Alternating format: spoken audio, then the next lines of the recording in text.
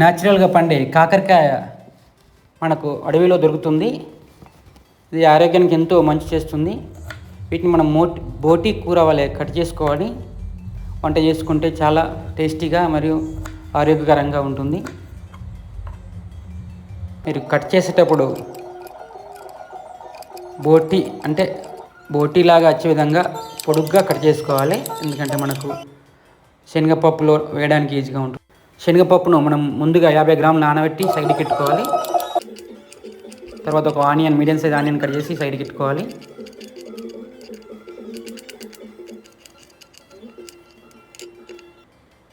తర్వాత వెల్లుల్లి రిబ్బన్లను 5 దంచుకొని సైడ్కి పెట్టుకోవాలి కారం కొరకు. నెక్స్ట్ వచ్చేసి గిన్నె కానీ కుక్కర్లో కానీ 3 స్పూన్ల ఆయిల్ వేసుకోవాలి. వేడేంత వరకు వేడి చేయాలి. వేడేసిన తర్వాత 2 స్పూన్ల ఆవాలు, 2 స్పూన్ల జీలకర్ర వేసుకొని వేడి చేసుకోవాలి. ఇది మా పోపు గింజల గిన్నె. అన్నీ ఇందులో మేము భద్రపరచుకొని టైంకి వేసుకుంటాం అన్నమాట. చూసారా, యాలకులు, లవంగాలు, మిగతా గిన్నెలన్నీ ఉన్నాయి.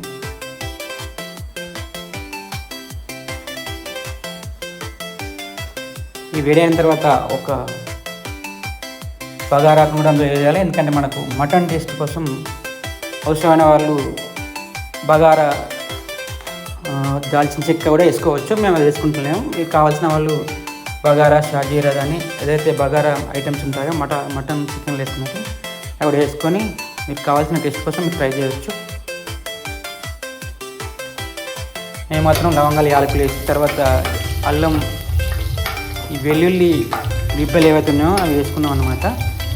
అవి దూరగా వేగిన తర్వాత వేడేసిన తర్వాత నెక్స్ట్ ఆనియన్స్, కట్ చేసుకున్న ఆనియన్స్ ఇందులో వేసి బంగారం కలర్ అంటే బంగారం కలర్ వచ్చేంత వరకు మీరు దూరగా వేగించుకోవాలి. సరిపడంత ఉప్పు వేసుకోవాలి. ఆ ఉప్పు సమపాలు కలిసేటట్టు మనం కలుపుకోవాలి. 2 టీ స్పూన్ల అల్లం వెల్లుల్లి పేస్ట్ కూడా వేసుకోవాల్సి ఉంటుంది.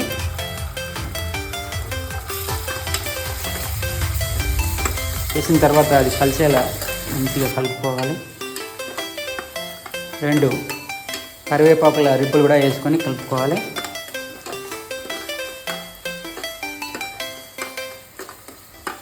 దూరగా వేగేంత వరకు మనం కలుపుతూనే ఉండాలన్నమాట. నెక్స్ట్ 2 స్పూన్ల పసుపు వేసి కలుపుకోవాలి మనకు కలర్ కోసం. తర్వాత మనం స్పెషల్గా కట్ చేసుకున్న పొడగాకరకాయలను వేయించి కట్ చేసుకోవాలి.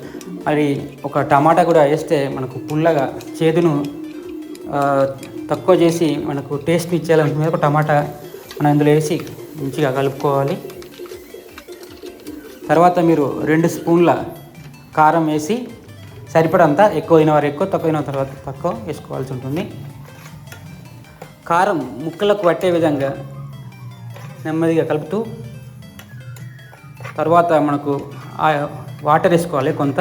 మనకు ఎందుకంటే మనం చపాతీ కొరకు అనుకుంటున్నాం కాబట్టి ఉష్ణత అన్నం కూడా తినచ్చు. చపాతీకి, అన్నానికి రెండుకి బెస్ట్గా ఉంటుంది.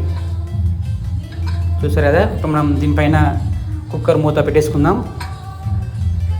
కుక్కర్ మూత పెట్టుకుంటే మనకు ఇది 3 విజిల్లో ఉడికేస్తుంది. ఒకవేళ ఉడుకుంటే మళ్ళీ కలపవచ్చు. ఈ గ్యాప్లో చపాతీ కూడా చేసుకున్నాం.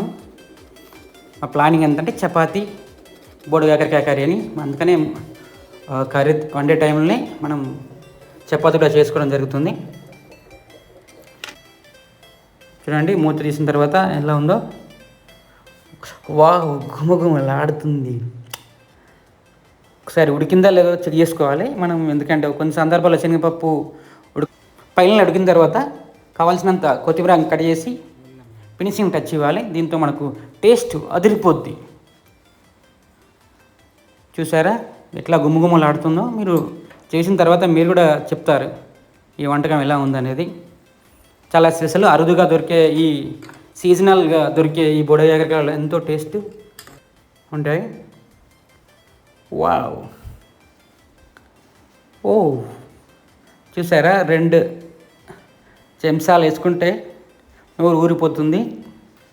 చపాతీతో కలిపి తింటూ ఉంటే ఆ సామి రంగా రొట్టెలు వేసుకుని తింటూనే ఉంటారు. నచ్చితే లైక్, కామెంట్, షేర్, సబ్స్క్రైబ్.